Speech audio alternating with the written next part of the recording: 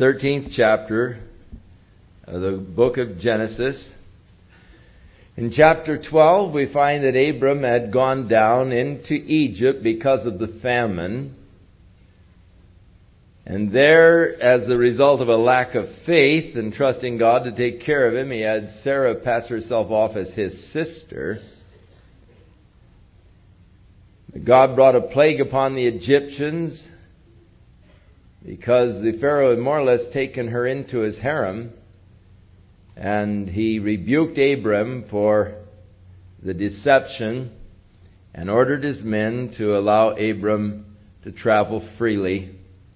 And so now Abram is returning from Egypt in chapter 13. He went up out of Egypt, he and his wife and all that he had, and Lot with him, into the south. That would be into the south part of the land of Canaan, into the area of Beersheba, Kadesh, Barnea, Hebron, there in the southern part. And Abram was very rich in cattle, in silver, and in gold. So God had blessed Abraham in a material way, rich in cattle, silver, gold.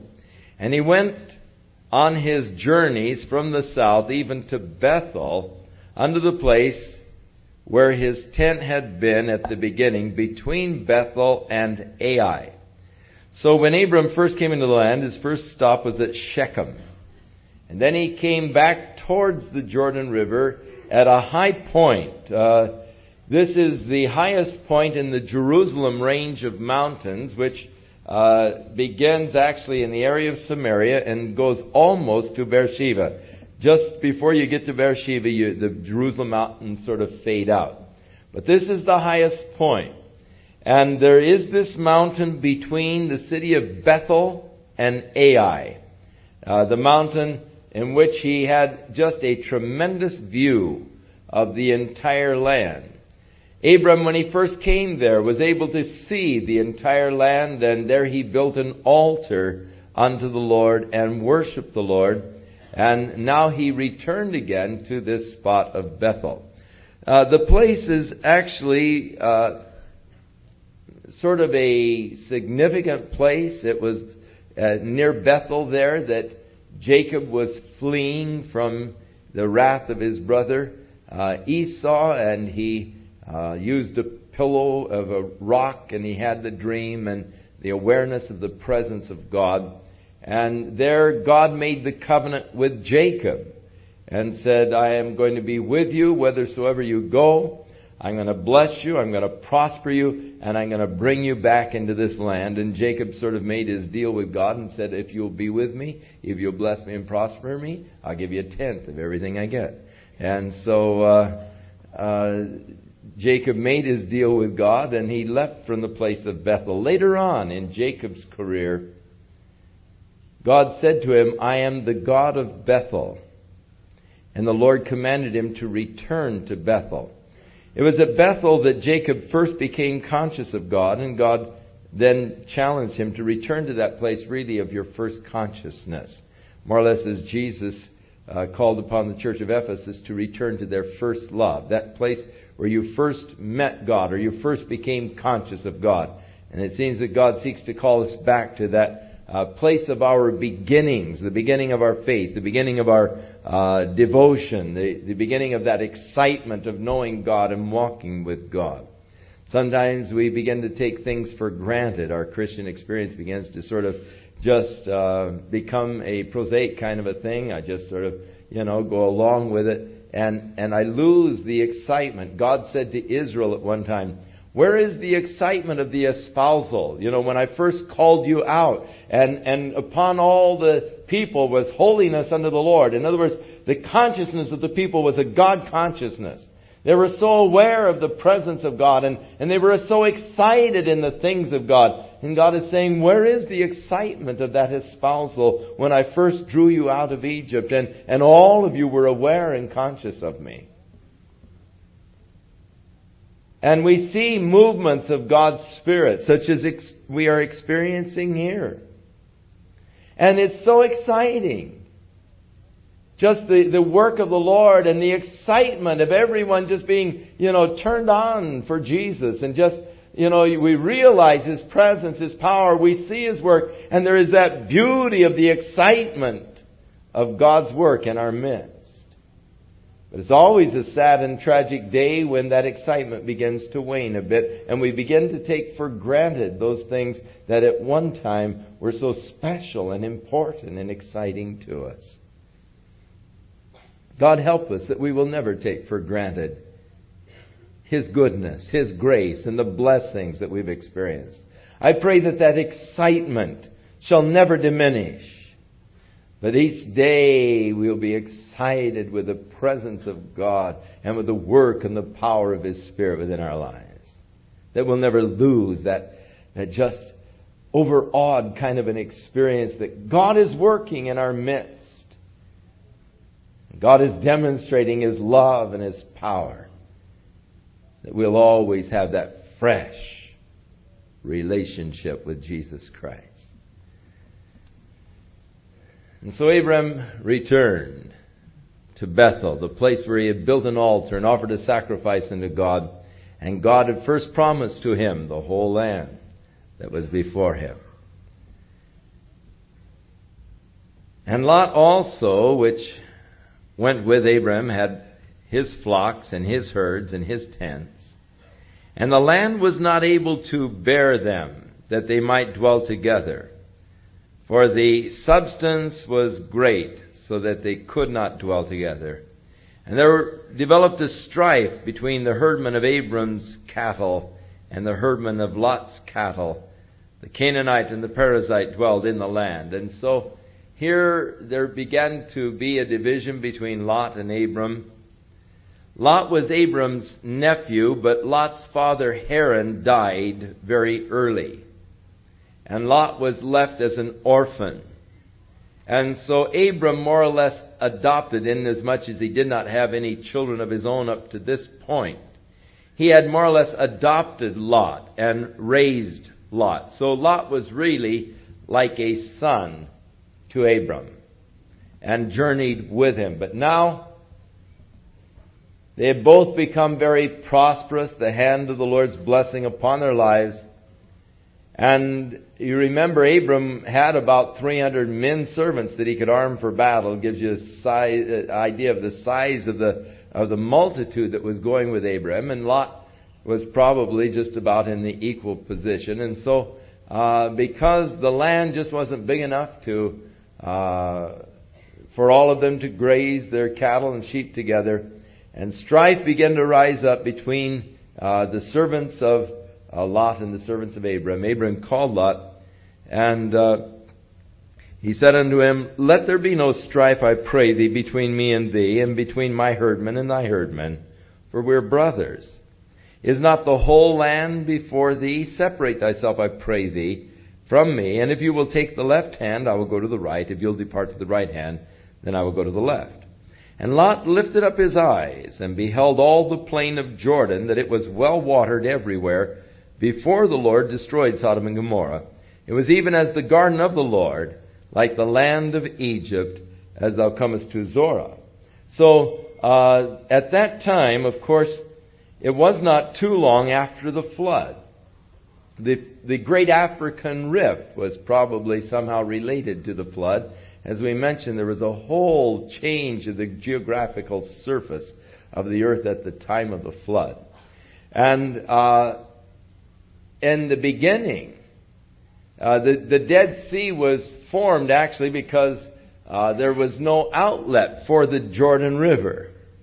And in the beginning, there would not have been the high salt content, which has been leached out of the soil through the years. And because there is no outlet for the Dead Sea, all of the mineral salt contents has just continued to build up over the millennia. So that today, of course, there's not possible that anything can live in the Dead Sea. But at that time, there was probably not the high concentration of salts that we have today. And before Sodom and Gomorrah were destroyed, it was all well watered, and it was a place of really lush vegetation. Of course, you're in a deep depression, 1,200 feet below sea level, almost 1,300 feet below sea level, there at the surface of the Dead Sea. And the weather is tropical type weather. It gets very hot in the summertime and stays quite mild in the wintertime. Usually in the wintertime it is in the 70s, high 70s, low 80s, can get up into the 90s even during the wintertime down there. And so it's great for growing tropical kind of foods, papaya, mango, and of the tropical types of foods, and of course all kinds of vegetation, citrus fruits and so forth grow very profusely down there around Jericho today, where they have a good water supply, a fresh water supply. So it is interesting because you're in such a deep rift, so low, that there are springs that just come out of the mountains and flow then on into the valley. And before the destruction of Sodom and Gomorrah, much more, it was like the Garden of the Lord. It was like the Garden of Eden.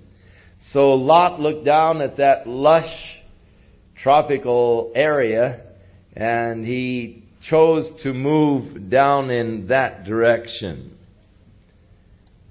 And Lot chose all of the plain of Jordan, and Lot journeyed east, and they separated themselves one from the other. And Abram dwelled in the land of Canaan, and Lot dwelled in the cities of the plain, and he pitched his tent toward Sodom. This was, you might say, sort of the beginning of the backsliding of Lot. First of all, his choice was a fleshly choice.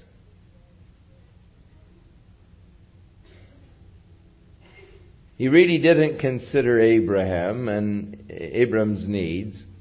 But looking to himself first, he chose the plain of Jordan, and then he pitched his tent toward Sodom. The next time we find him, he is sitting in the gates of Sodom. Or actually, he's living in Sodom because he's captured as he lives in Sodom. So, at the beginning, pitching towards Sodom, attracted somehow by this wicked city. But the men of Sodom were wicked and sinners before the Lord exceedingly. It was a very wicked place. And yet Lot seemed to be somehow attracted by it. There does seem to be a certain type of an attraction to sin. Satan does make it look very attracting. There is a way that seemeth right unto man, but the end thereof are the ways of death. You want to look down the road and find out what it leads to. Sin can be very exciting. Sin can be very thrilling. It would be wrong to say that it isn't. It can be very pleasurable. But it eventuates in death. The wise man will look down and see where is the road leading. It might be a fun road to travel. It might be filled with allurement, excitement. But where's the path leading me? My ambition is to someday ride the rapids, either in the Grand Canyon or up in Idaho. I just would love to get on a raft and go down the rapids. I think that it would be I'm just looking forward to someday doing that, either now or in the millennium. But someday I'm going to ride the rapids. But there are rapids that I have no desire to ride. And those are the rapids above Niagara Falls. Now, I don't doubt but what they're just as exciting as the Grand Canyon or any other rapids that you might ride. But I don't like where it ends. So you go down, whee, fun, exciting, thrill. Man, the roar of the falls is getting louder. You know, you're heading for destruction. And so the person in the path of sin excitement, thrilling. But you're heading towards destruction. The end thereof are the ways of death. Lot was attracted. He pitched his tent towards Sodom, this exceedingly wicked and sinful city, even before Lot ever got there. And Abram dwelled in the land of Canaan. Lot dwelled in the cities of the plain, pitched his tent. And then the Lord said unto Abram, after that Lot was separated from him. It was probably a difficult experience. Lot had become like a son to Abram. He was close. Abram loved him. And parting is never an easy experience. You see Lot taking off, and it's always harder to be the one that's left. It's always easier, I think, to go than to be the one that's left behind. And to see them going, it always gives you sort of an empty, sinking feeling as they sort of disappear over the hill, you know. And I can imagine for Abram, it was here he'd been traveling for years together now. For probably something like 50 years they've been together, close. And now he sees Lot taking off, and there has to be an ache in the heart, a lump in the throat. And so the Lord comes to comfort Abram.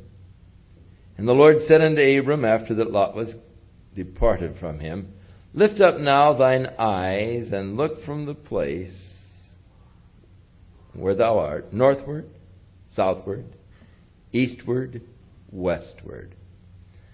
For all the land which you see, to thee will I give it, and to thy seed forever. God's promise to Abraham, from the area there at between Bethel and Ai, this mountain peak. Looking towards the north, you see the area of Samaria. You can look clear on up and see Mount Hermon on a clear day. And he wasn't bothered with smog in those days. Looking towards the east, you see the mountains of Moab. Looking towards the south, you see the area of Jerusalem, the southern range of the Jerusalem mountains, clear on down to the area of Beersheba. Looking towards the west, you see the Sharon plains and the Mediterranean. And so God said, just look to the north, the south, the east, the west. Just as far as you can see, Abram, I'm going to give you this land to you and to your seed. And God was going to give it to him forever. But Jimmy Carter's going to take away part of it from him.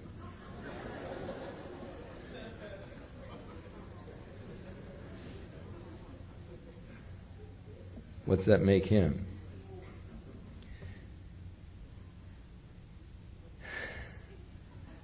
I get in trouble, ladies and Marks. I get a dozen letters tomorrow. But they just come out. I have to apologize to other people.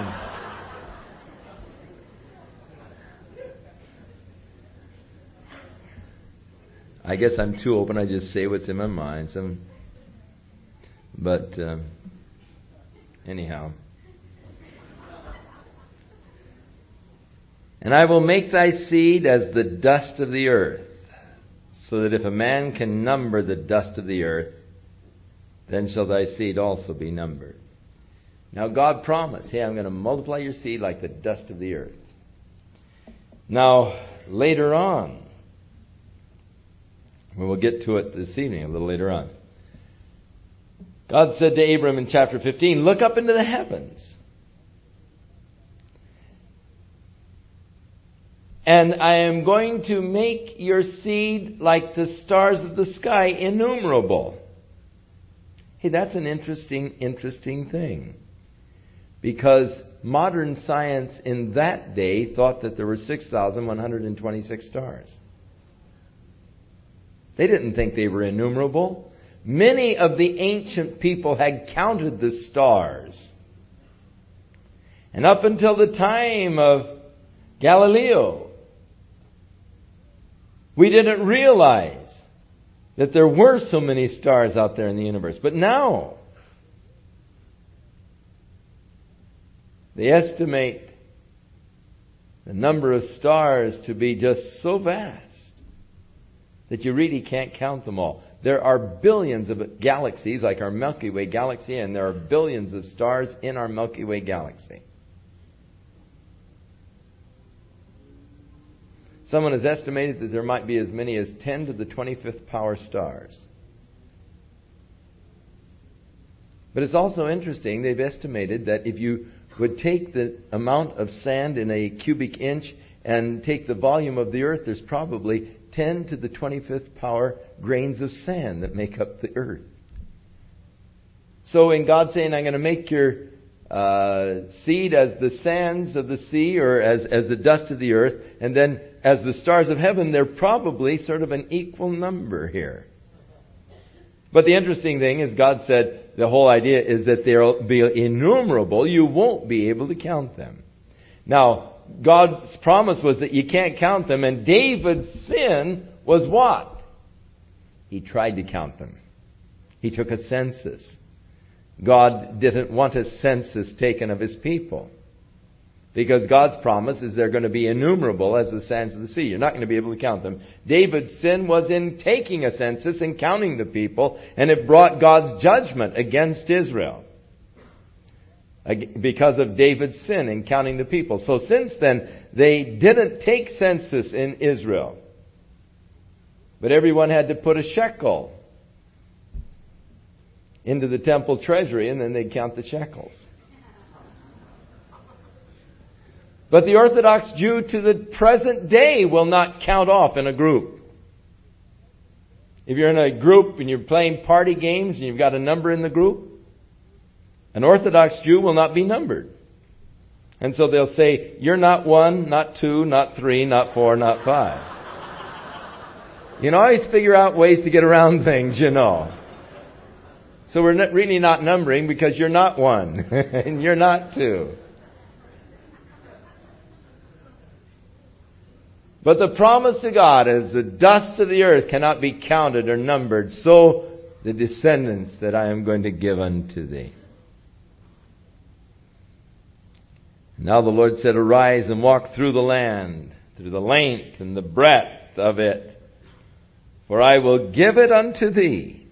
Then Abram removed his tent and came and dwelt in the plain of Mamre, which is in Hebron, and built there an altar unto the Lord. So Abram moved from the place about 20 miles north of Jerusalem, or 12, 15 miles north of Jerusalem actually, to a place approximately 22 miles south of Jerusalem, still on the Jerusalem hills, or the mountains of Jerusalem, they call them, down now south of the valley of Eshcol. Now Eshcol was a place with a beautiful stream and well watered, and the grapes in the area of Eshcol were just phenomenal. They still are today. Some of the most delicious grapes ever had in our life came from the valley of Eshcol. Right near that, of course, is adjacent to the area of Hebron.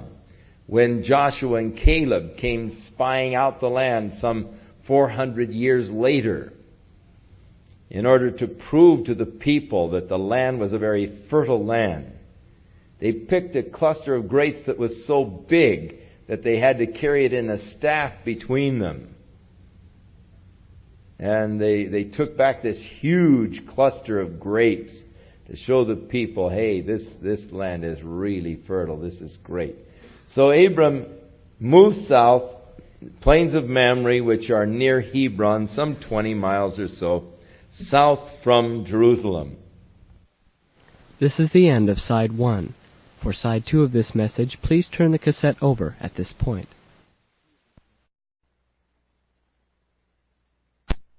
And it came to pass in the days of Amraphel, the king of Shinar. Now Shinar is Babylon. And Arioch, the king of Elazar, which is Babylonia. And Chedorlaomer, the king of Elam, which is Persia, and Tidal, the king of Goyim, or nations. So we don't know exactly what nations that comprise. 4 kings. They made war with Bera, the king of Solomon, with Birsha, the king of Gomorrah, and Shinab, the king of Admah.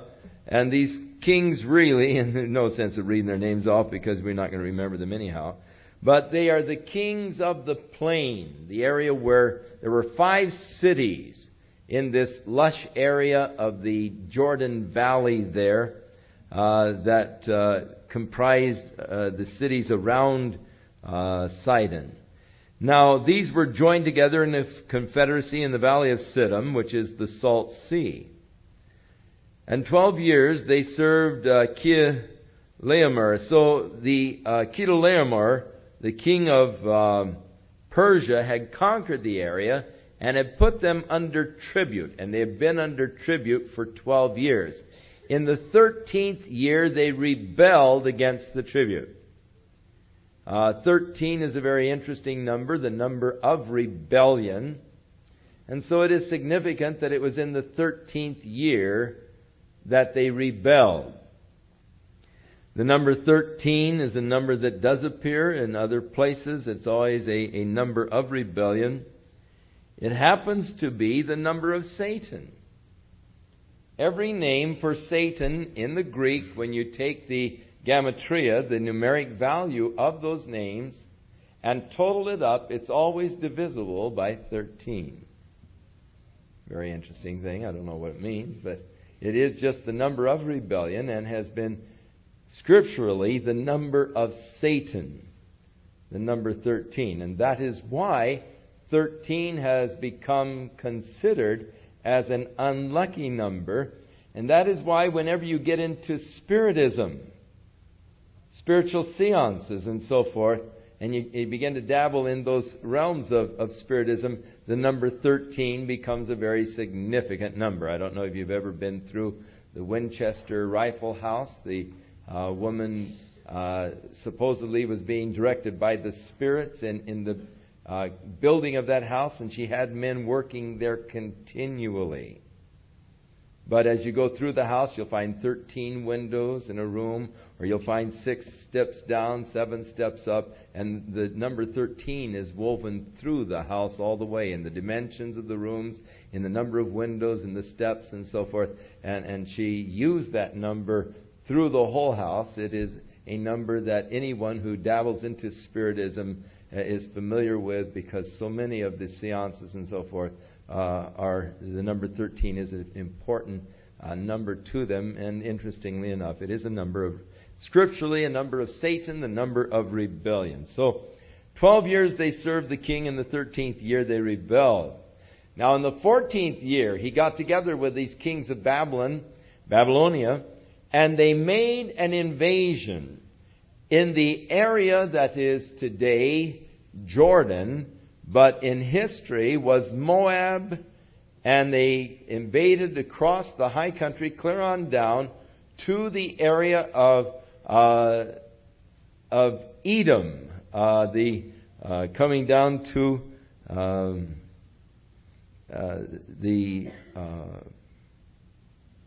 it gives you the city, all of the cities that they conquered here. And they came on finally across to Kadesh. They came south and then began to move west as they came to the area of Edom, and Mount Seir is where it was, and then across to Kadesh. Having conquered all of these cities, and archaeology has certainly confirmed this particular part of history here in the Bible, as they have uncovered vast cities that were never rebuilt. They just totally wiped out the cities and all, took the spoils, and the cities were never rebuilt. They have dated the ruins and so forth to about the 17th century BC to the 19th century BC, so that it puts it about the time of this invasion. And they've actually discovered many of these cities that are named here, and the ruins of these cities as they have put their spade to the tells and have uncovered really a vast civilization that once existed there. But they were wiped out by this invasion of the Babylonian confederacy with the Persian confederacy of kings. Now, the whole purpose of the invasion was ultimately to get at Sodom, these 5 cities of the plain that had rebelled against the tribute that they were paying to Chedorlaomer, the king of Elam. And so they came, in verse 10, to the valley of Sodom, which was full of slime pits. Now, the word slime pits is actually the asphalt pits. This was an area of a lot of tar, asphalt pits down there in the valley, which, when God sent fire from heaven to consume Sodom, probably set these things on fire, and they probably burn for months. Once you get that hot enough to where it's ignited and burning, it probably went on and on and on. So it was an area that was full of slime. It's an interesting thing that in the Tower of Babel they used pitch for mortar. The word pitch there again is a word that signifies tar. Rockefeller, when he read the Bible, saw that and figured, hey, if it's tar, there must be oil. And that's why he began to explore for oil over in that area of Saudi Arabia and Iran and so forth. And that's why he became such an extremely wealthy man. He read his Bible and used his head.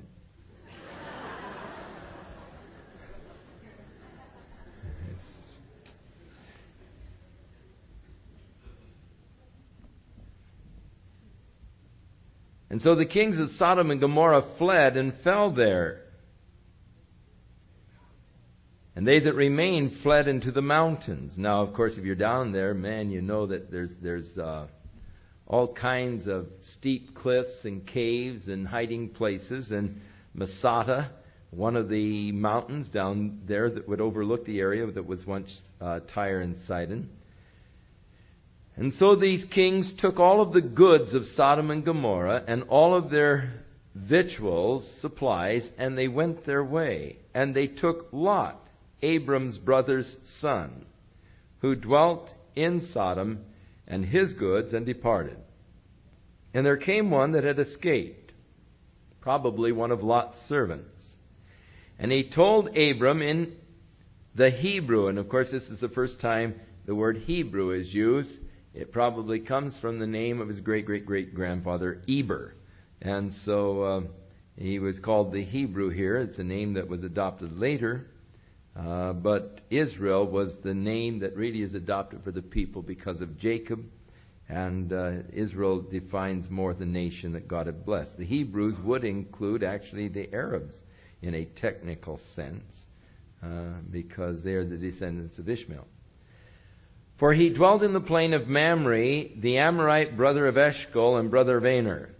And they were confederate with Abram. So Abram had these others that he was dwelling in this area of Mamre with, Eshcol, from whom the valley of Eshcol became named later on, and his 2 brothers, Mamre and Aner.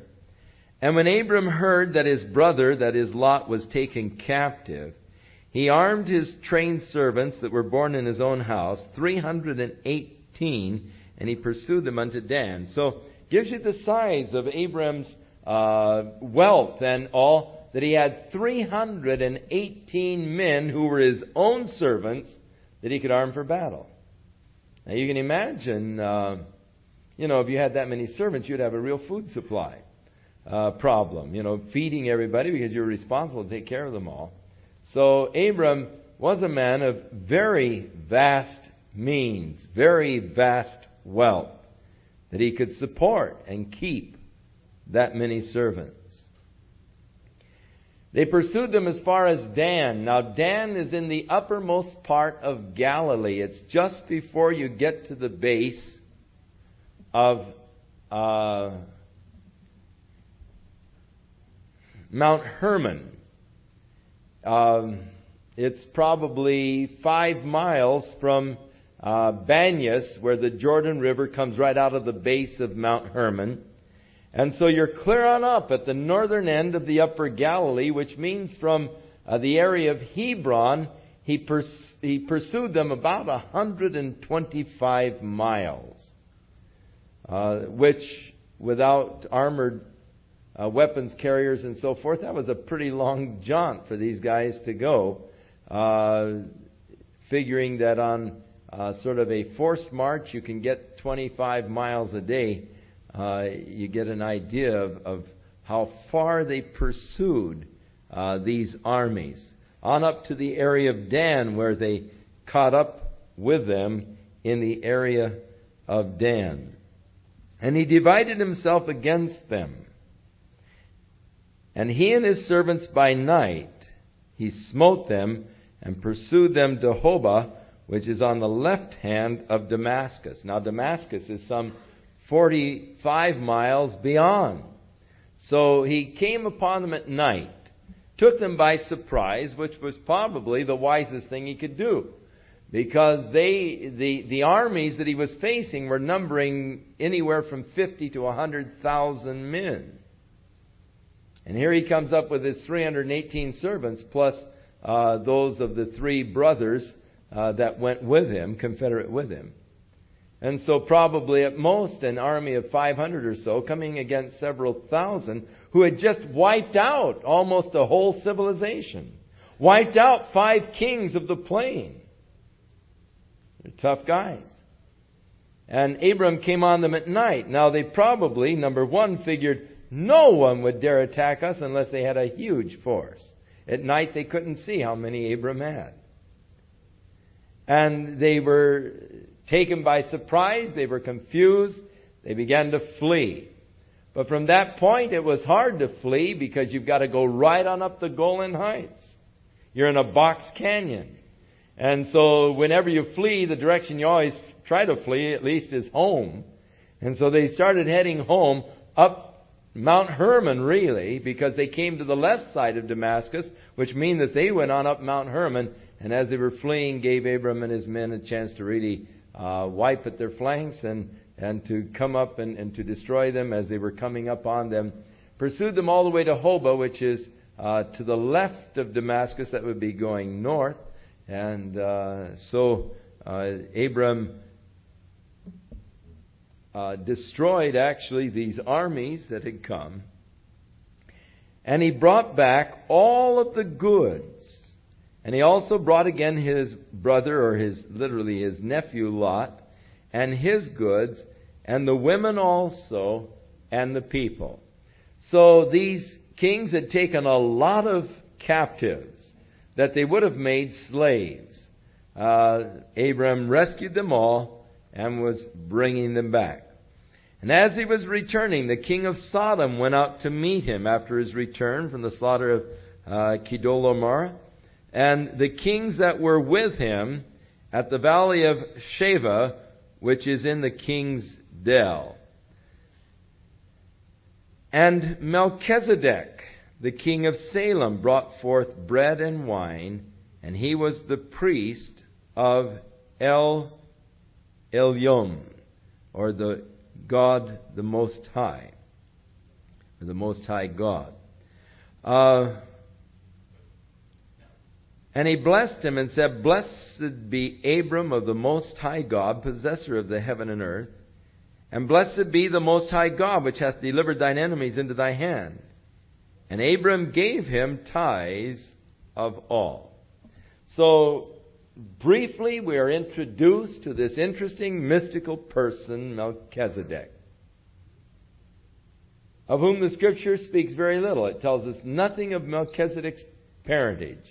Nothing of his mother and father. Tells us nothing of his genealogy. All that it tells us is that he was a servant, or a priest, actually, of the Most High God.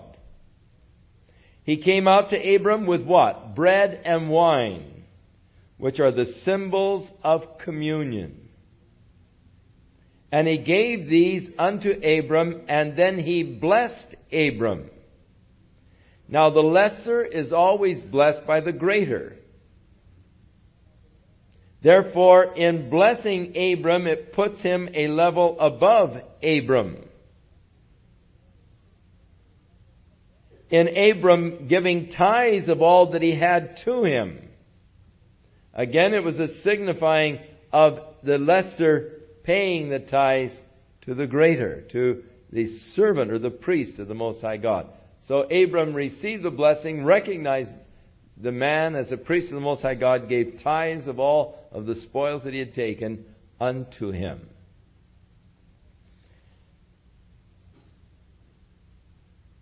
Nothing more is said of Melchizedek until we get to the 110th Psalm.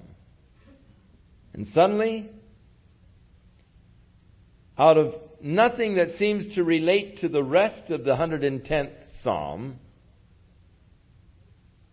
we read the words, I have sworn and will not repent. I have made thee a priest forever after the order of Melchizedek. Now, Abraham's son Isaac had a son, Jacob, who had 12 sons. One of Jacob's sons was Levi. And when the law was established, Levi was the tribe that was to become the priestly tribe. And so they were called the order of Levi, or the Levitical order of priesthood. Order referring to the family.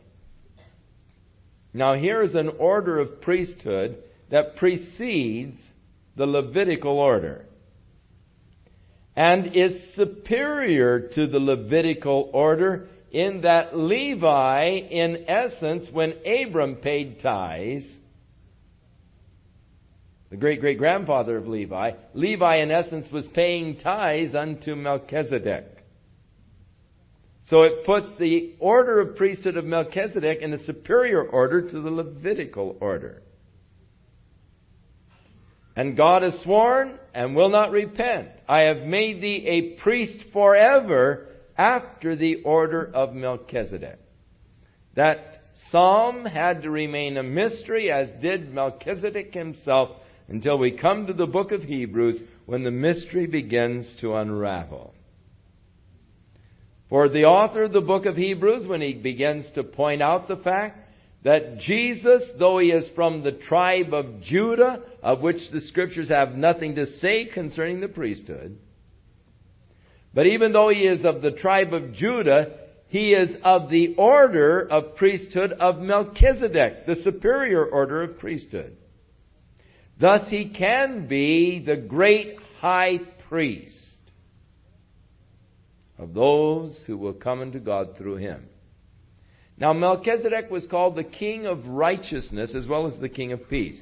King of peace is Salem, which is the early name for Jerusalem. So he was one of the first kings of Jerusalem. But he was also called the king of righteousness. Now it is interesting when he refers to Christ, who is of the order of Melchizedek.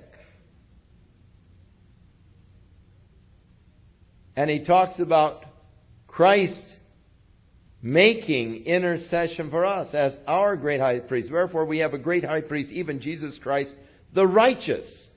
Again, the repetition of that word, the righteous, king of righteousness. We have a great high priest, Jesus Christ, the righteous one, literally, who has entered into heaven for us. Now you see how the Word of God is so beautifully tied together. Here's just a little snatch in Genesis. By itself, we don't understand it very much. If that was all that was said, Melchizedek would be just lost in history as a mystical character. We know very little about him. And then when David comes along in Psalm 110 and said, I have sworn and will not repent, I have made thee a priest forever after the order of Melchizedek. You think, what in the world is David talking about? Psalm doesn't make sense. It doesn't make sense until it's all put together in Hebrews and we realize that Jesus is our great high priest. He's not of the tribe of Levi, true, for he had to be the Lion of the tribe of Judah to fulfill the prophecy of the Messiah. But he is also the priest, but not after the Levitical order, after the order of Melchizedek, who has neither mother nor father or genealogy. Now, there are many Bible scholars who believe that Melchizedek was none other than Jesus Christ himself. Very possible. Jesus said to the Pharisees, Abraham rejoiced to see my day and saw it. They said, what do you mean Abraham saw you? you're not 50 years old. So Jesus could have been referring to this particular incident. Now, after Abram received the elements of communion, the bread and wine, received the blessing,